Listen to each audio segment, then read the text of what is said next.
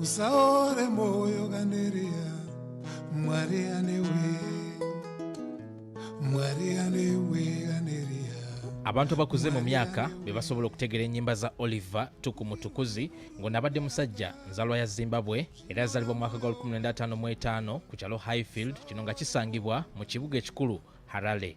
Ono azayimba ennyimba ez'enjawulo ezikwata ku bantu naddala ezo ezogera ku bwavu, endwadde naddala obwamukenenya oluvannyuma lw'okufiirwa banywanyi be.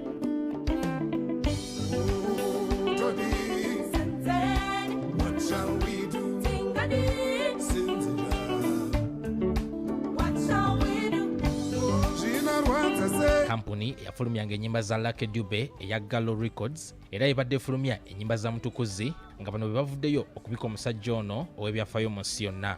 Mtukudzi ayimbidde emyaka egisoba 50 ng'era waafiiridde ku myaka 66 nga yakamala okufulumya olutambi lwe olw'67 lwe yatuumye Hanyaga, luno nga luli mu lulimi Lushoma, ekintu ekitegeeza nti faayo.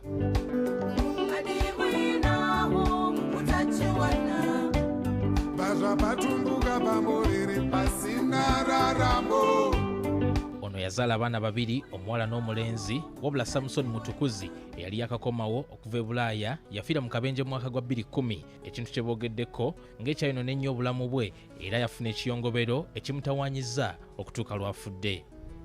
Amawanga n'abayimbi ab'enjawulo batandise dde okusaasira Zimbabwe ne Afrika yonna okutwaliza awamu olw'okufiira omusajja ono Katonda gwe yawa ekitone eky'enjawulo. Usaore moyo ganeria mwari anewe, usaore moyo ganeria mwari anewe. Ono abadde yakoma okujja wano mu Uganda mu myaka 2 emabega ng'omwaka oguwedde yali wakudda wabula n'alwala nnyo. Afiiridde mu Avenues Clinic mu kibuga Harare ekiggwanga lya Zimbabwe ekikulu.